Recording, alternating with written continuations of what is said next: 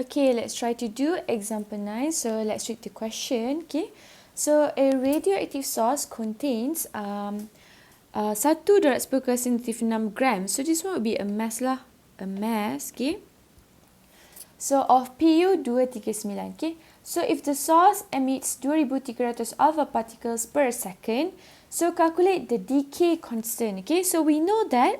Okay, decay constant is lambda, isn't it? And then the second one, dia nak half-life lah. Okay, so kita tengok apa kuantiti yang kita ada kat sini. So we have a mass over here. Okay, mass adalah 6, and then okay, this one emits 2300 alpha particles per second. Okay, so 2300 ni adalah kuantiti dN over dt. Okay, so dN over dt adalah decay per second ataupun rate, decay rate, isn't it? Okay, so bila kita cakap decay rate, so unit tadi adalah decay per second.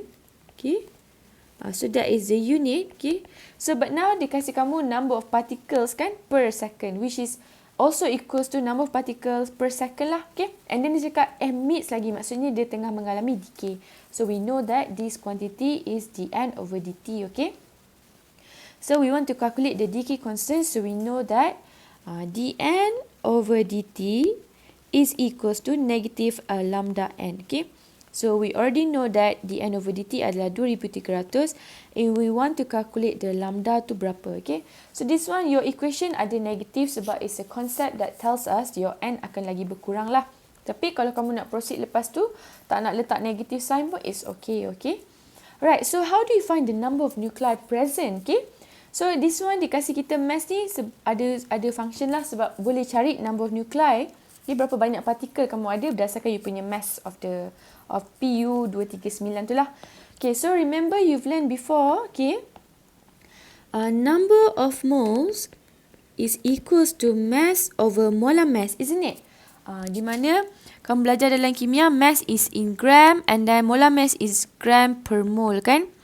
And then we also has number of mole is equals to number of nuclei over Avogadro constant. Okay, so what happen is akan combine this formula, mass over molar mass equals to N over Na to find the value of our N over here. Okay, so notice that this is an equation from the chemistry. Okay, so when we want to put mass dekat dalam equation ni kan kita belajar fizik, we always put the mass in kilogram.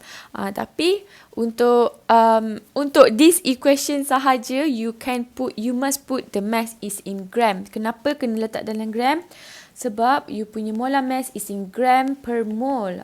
So ni adalah ketetapan daripada periodic table. Semua molar mass dalam gram per mole. So you must put the mass in gram so that it will cancel each other lah. Okay, so let's say like it gives you kan something quantity dia.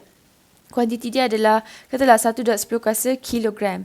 So this one kena masukkan kilo tu, 10⁻³ tu. Okay, so this one dikasih kita dalam gram, so we just use the gram lah.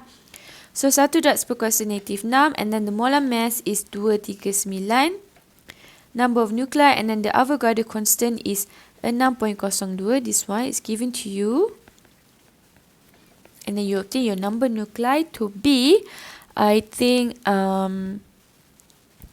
your number nuclei to be 2.52 darab 10⁻15. Okay, okay, right, so then we can find our decay constant lah. So just put the number over here, 2.52 darab 10⁻15. Okay, and then we have our decay constant to be 9.13 times 10⁻⁻13 as -1. Okay, so the unit for decay constant is as -1. Okay, so B pula dia nak the half-life. So we know the formula for half-life. If T half equals to ln 2 over the decay constant. So ln 2 divided by 9.13 darab 10⁻13. Okay, notice that the unit is as -1, so you obtain your answer to be second lah. So I think the answer will be 7.59 times 10⁻11 second. Okay.